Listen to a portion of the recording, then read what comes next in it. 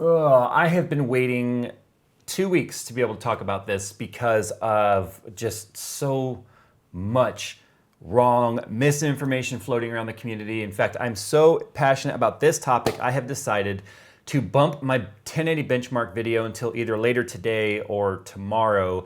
At least today when you guys are watching this, May 17th, which is obviously when the NVIDIA NDA has lifted, because I need to set the community straight.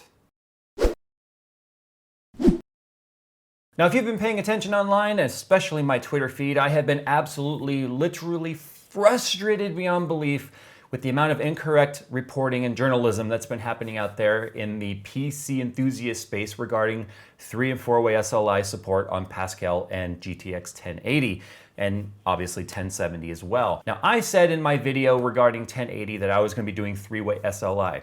Now, you can't honestly think that I just came up with that and said, I'm just going to do it. I talked to NVIDIA directly about doing this, and obviously they are supporting me in the 3-way, well, I'm not doing 4-way, but 3-way SLI. So if that was the case and you couldn't do it, why would NVIDIA have supported it? Well, guys, it comes down to the fact that, again, certain outlets were not privy to the details on how this was going to work, and because they were so terrified of not being first, and being the first to break this news, they decided to put up incomplete and incorrect information, which unfortunately has created a little bit of a shitstorm amongst the very minute enthusiast crowd like myself who do 3 and 4-way SLI.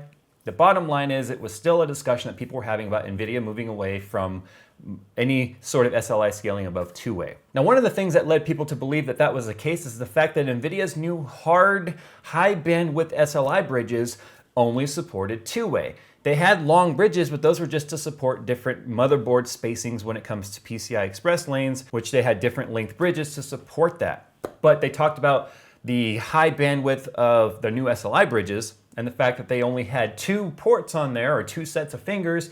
People ran with it going, can't 3-way or 4-way anymore, it's completely dropped, completely unsupported, blah, blah, blah. And as frustrating as it was to read that, I'm just sitting there with my face palming going, oh my goodness, this is where journalism is today. Got it. Now I'm gonna read this because I don't want to get this information wrong, and I'm not a developer and I don't understand deep levels on the way that the API works, but it's very important that this information be accurate, otherwise this video is just contributing to the problem.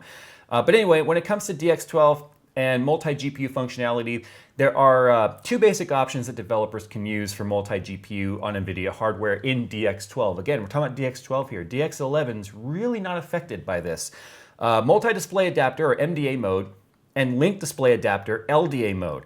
Now, LDA mode has 2 forms, an implicit LDA and an explicit LDA. Now, explicit mode is where basically the game developers handle like a lot of the responsibility of how multi-GPU configurations are going to work. A good example of that would be like 3D Mark. 3D Mark is all hands-on when it comes to the way multi-GPU works, which is why it scales really, really well with multi-GPU, whereas games, on the other hand, don't scale as well as, say, Firestrike or 3D Mark 11 scales with multi-GPUs because, again, it's responsibility in explicit mode for the developer to take on the responsibility of optimization. Now, implicit LDA mode is obviously basically the opposite, where NVIDIA is taking on the responsibility of multi-GPU configuration and optimization.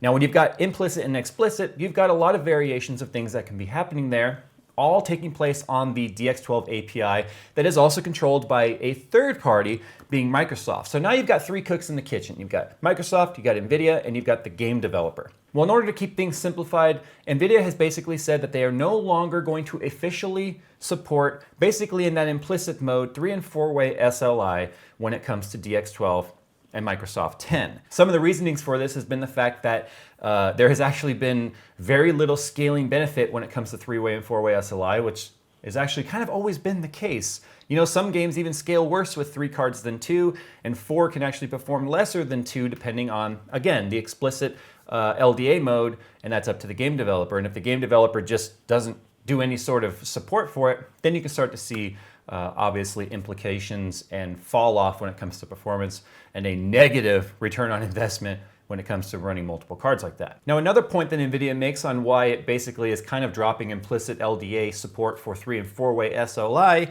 is because of the fact that GPU technology is moving much faster right now than CPU technology is, which means cards that are above 2-way SLI are going to start to reach literally the limits of the CPU where a legitimate bottleneck can take place. If you guys remember, when I had my 1080p Valley benchmark scores with 3 980s, and then I put in my 3 Titan X's, I got the exact same FPS and score because it turned out I was bottlenecking my 5960X at that resolution. So there becomes a trade-off there where more cards is just going to hammer the CPU harder. Now, obviously, at higher resolutions like 1440p, QHD or UHD 4K, you are going to see the benefits of multiple cards. Again, if the explicit LDA mode is supported by the developer of the program. So what's basically happened here is NVIDIA has said, we are personally not going to support 3 and 4-way, and we're not going to optimize it. In fact, we're not even going to recommend it, which technically they've never really recommended before, but they're being much more serious about that. So obviously the outlets that were talking about this didn't go into that level of detail. They even were like, they're just not doing it anymore. Shrug, move on to the next story. Not even telling you why, and that really is what kind of set myself and some of the community off, is going, I know why already. I was informed on it. I had a personal conversation about this with NVIDIA while I was at the event. Because they put out this high-level, non-informative, and technically under NDA information, the community was left scratching their head as to why. Why aren't they supporting it anymore? What's the problem here? Well, the reason why people ran with it again was the SLI bridge and the high bandwidth conversation that took place with that. Now, I asked NVIDIA directly, so no 3 and 4-way then when it comes to the hard bridge. And what was actually explained to the media was the fact that what they found was that the 3 and 4-way bridges that were already being offered by companies like ASUS and EVGA, the solid rigid bridges, actually weren't showing a throughput fall off when it came to the bandwidth between the 1080s.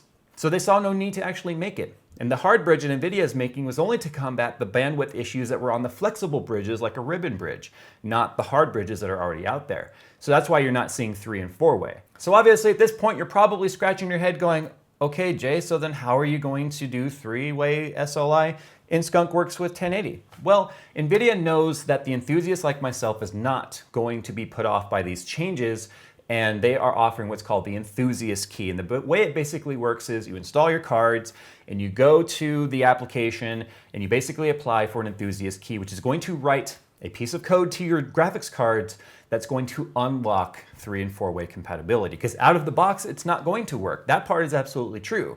But the part that's false is people saying that you can't get it to work, which absolutely is wrong. It's going to write a piece of code to your BIOS, unlock the cards, and you're off and running. Now, because NVIDIA is not directly supporting 3 and 4-way SLI, they kind of don't want the system integrators pre-shipping cards with 3 and 4-way SLI, which is why they've gone the route of the enthusiast key. Now, I don't know how well the enthusiast key is really going to work out. Maybe they'll get some really good data on how many people are requesting these keys. I don't know if they'll even give me that information later. I might ask for a follow-up. But the bottom line here is, yes, you can unlock 3 and 4-way. You apply for the enthusiast key, and you're off and running. And if you're still going to be running on DX11 like myself, because I still don't plan on upgrading my main system to DirectX or Windows 10 anytime soon, it's not going to affect me.